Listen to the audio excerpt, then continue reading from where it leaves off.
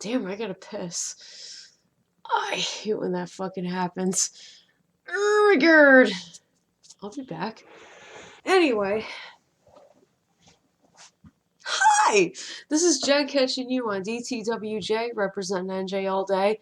Yeah, I came back like I didn't just. How you doing? Hope I can edit that out. Anyway, I wanted to go ahead and talk about interracial and interfaith relationships.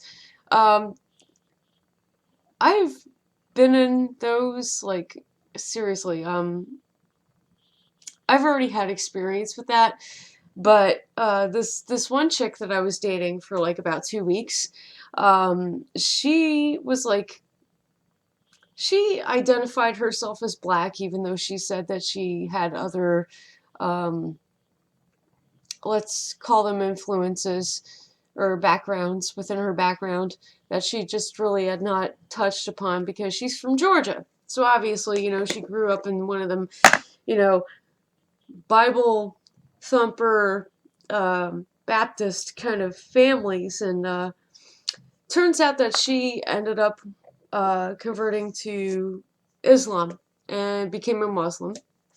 And I thought, okay, that's fine, whatever. I whatever, I don't judge, you know.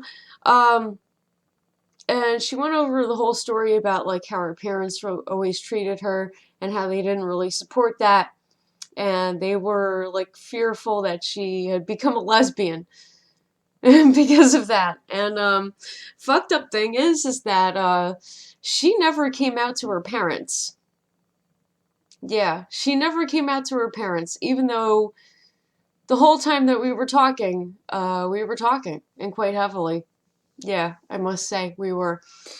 And the funny thing is that before we actually started talking in that way, she asked me, what are your thoughts on somebody who comes out later in life as a lesbian? Do you think that you could take that person seriously or not? And I said to her, well, I can't really judge that because I came out when I did as bisexual back in high school. So I can't necessarily like judge somebody just because they came out later than I did.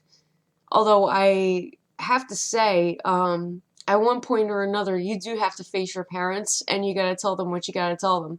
Otherwise, anything that you desire to pursue in life, never mind people you desire to pursue in life, is just not going to happen, period. And I think that's one of the reasons why it did not happen with us. Second reason is I think that she lacked confidence in herself, and I could see why, because it's very hard to first, come out religiously or spiritually to your parents and not have them accept you. And then, of course, after that, it's like, okay, well, if I was abused that much after coming out about this one thing, how am I going to feel comfortable coming out with my sexuality to them? Um, she would talk about moving away, like we can move away together, sort of thing. Oh, it's funny. I thought that was way far-fetched. She was like, yeah, like we can end up, moving out together and it doesn't matter what the hell they think. Excuse me, I'm tired. But, I'm gonna live my life anyway. And I said, well, that's great and everything, but you have to realize your parents are your parents. You're only going to have one mom and one dad in your entire lifetime, despite how they treated you.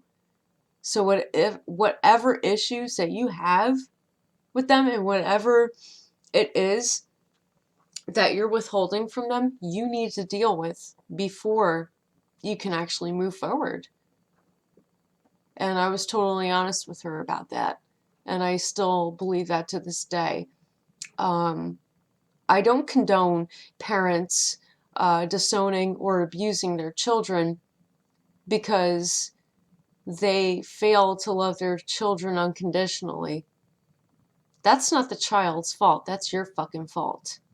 Okay? But it is also up to the child, especially when she or he is an adult, uh, to face their parents and to tell them, hey, listen, this is who I am. And if you cannot accept that, then I'm sorry, I gotta go. But then you gotta mean it, you gotta go. Like, you can't be afraid of it. And I know it's not easy. It's not as easy as it sounds, not nearly as easy as it sounds. It's really not. Um, I can understand why she was afraid, to pursue everything with me, because she felt like if she had come out sexually, with her sexual identity to her parents, knowing how she was already treated when she had told them that she's Muslim and not Baptist, um, she'd probably get kicked out of her house, disowned, but it's like, what are you gonna do? Are you gonna live there as a slave for the rest of your life, keeping the truth to yourself?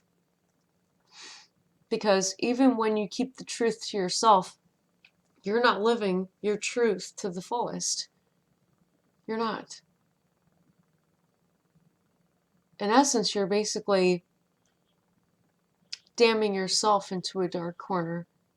It's not your parents doing it to you. You're doing it to yourself because you chose the security of those four walls that continue to damage and torment you every single day over your personal freedom. I don't know. It's just my thoughts on it.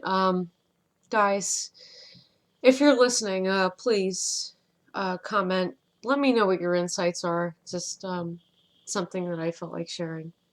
Thank you. Again, this has been Jen coming out at you on DTWJ. Keep it real as always. Talk to you soon.